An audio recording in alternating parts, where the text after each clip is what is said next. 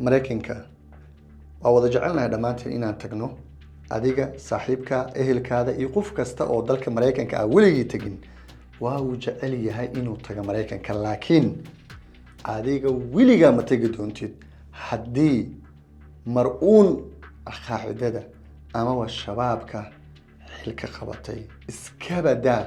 ina xilka qabatay haddii hal warbaahin oo caalami ah ina adi al-shabaab xiriir la leedahay ama la yeelatay lagugu eedeeyo ama laga qoro weligaa dalka mareykanka lugtaada ama saari doontid madax nuuca aad doonto noqo sawirkan eeg marka sawirkan ninka ugu sareeyo waa ra'iisul wasaaraha dalka xubnaha golaha wasiirada iyo howlwadeenadiisa ayaa sawirkan ka muuqanaya dhammaantood marka waxay u socdaan dalka mareykanka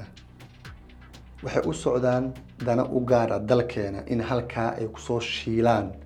wax u dan ana dalka ay dib ugu soo laabtaan laakiin marka sawirkan eeg ninkan aan ku bari doonaa mar kale Mahad Maxamed Cumar ayaa lagu magacaabaa waa agaasimaha waaxda habmaamuuska ee xafiiska ra'iisul wasaaraha dalkeena dabcan marka Soomaaliya la joogo xafiiska uu fadhiyo waa nin la jano baabuurkiisa wato ciidan wato wadada meesha la arkaba loo furayo aan wada ka xirneen madaxtooyada Soomaaliya toos u galaayo isaga iyo rag la midka laakiin mareykanka isaga iyo dadka la mida weligood ma tagi doonaan xitaa meel u dhow mareykanka lugtum saari doonaan waa hal sabab marka hoos maxaa ku qoran eeg marka dalku galka mareykanka ayaa loo diiday sabab la xiriiro dhanka ammaanka maadaama marka oo horay ugu tirsanaa kooxaha shabaabka ee Soomaaliya ka dagaalamo intaan gudaha u sii galin waa laba sheeko iyo laba dhacdo waxaan rabaa inaan kula wadaago muuqaalka qabo la wadaag saaxiibadaada kale ka feejignaada ina mar-uun shabaabka lug la yeelatid warqadan kale eeg marka waxay soo baxday maalintii shalay baasaboorka ugu hooseeya Soomaaliya waa kan shacabka laba baasaboor kala jirta marka oo high level ah waa diplomatic iyo service waxa lagu talagalay shaqaalaha dawladda waa kan gaduudan inta badan waxa qaato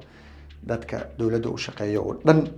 qof kasta oo shaqaale dawladeeda xaq ayuu leeyahay in baasaboorka service uu qaadan karo laakiin diplomatic hadda marka hore wuu fududaa qaadashadiisa laakiin hadda madaxweynaha ra'iisul wasaaraha iyo si lamida gudoomiyaha baarlamaanka oo kaliya ayaa saxiixi karo in qofka la siiyo baasaboorka saas qiimaha weyn ugu la dalkeena hadda muxuu yahay marka safaaradda Talyaaniga ee qaabilsan Soomaaliya xafiiskeedu yahay Nairobi waxay si cad u diiday ayu baasaboor Soomaali ah ama kan ugu sareeya ahaado ama kan ugu hooseeya ahaado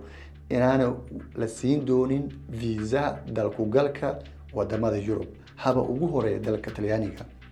saddex wadana marka aad u cadaadisay safaaradaas iyo safaaradaha la midkaba Jarmalka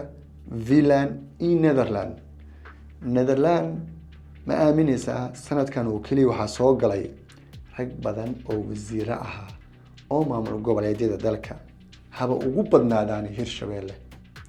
si lamida Jarmalka saraakiil boolis oo baxsada ayaa soo gashay Ireland oo Ingiriiska diris leh saraakiil la yaqaan oo booliiska Soomaaliya ka tirsanaa ayaa iyaguna soo galay iska badaa marka dadka shaqaalaha hoose ma soo qaadanayno kuwa wasiir xildhibaan saraakiil boolis ayaa soo wada galay wadamada Jarmalka Netherlands Finland iyo Ireland dawladihii ugu badnaa ee la galay halka ay noqotay maadaama inta badan waayahan daba sharciyadu ay iyagu ugu wanaagsan yihiin wadamada Yurub way shireen waa la nacay marka Soomaaliya iyo baasaboorkeedaba Talyaaniga marka maadaama koonfurta Soomaaliya uu ahaa wadan aad u gumeystay oo taariikh badan ku leh qofka Soomaaliga markuu visa Shanghai u baahdo laguma cadaadiyo lama dhibo Faransiiska la mid ahaa Talyaaniga ugu dambeeyay marka way joojiyeen visa Shanghai way adkaan doontaa in Yurub qofku uu ku yimaado bacriminta IVF waxay lamaanaha u fududaynaysaa inay ubad helaan alla ayaa bixiye iyadoo la isticmaalaya qalab casri ah. isdiiwaangelintu waxay ka socotaa xarunta Marwa Fertility Center Muqdisho Taleex. wixii faahfaahin kala xiriir telefoonada shaashada kaaga muuqdo. farsamooyin kale qofku ku iman karaa waayahan soo socdo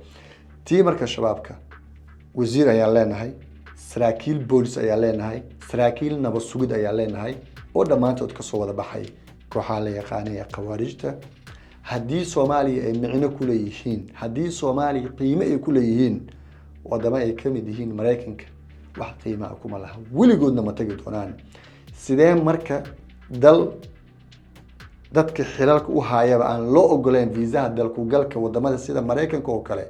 sidee marka anaga u aamini karnaa? maalin kasta qaraxa dhaco, madaxtooyada meel aan ka fogeyn qarax ka dhacaa, baarlamaanka agtiisu qarax ka dhacaa, si lamid ah meelo muhiim u ah dalka waliba Muqdisho ee afarta gees ama meel 10 checkpoint ee ka horeysa ayuu qarax ka dhacaa. isweydiin kartaa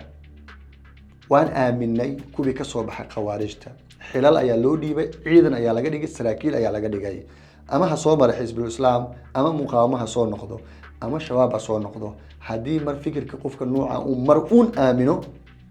waa inaadan ku aaminin xil muhiim u ah dalka iyo dadka. ha iska noolaada qofka, yaa la dhibaateen hadduu fikirka ka soo baxay, laakiin yaan la aaminin. aaminaad ma galaan. Mareykankana waa uu mamnuucay weligaa. marka haddii mar uun xataa lagugu xantay, Mareykanka laguma saari doontid. muuqaalka qabo, la wadaag saaxiibadaada kale.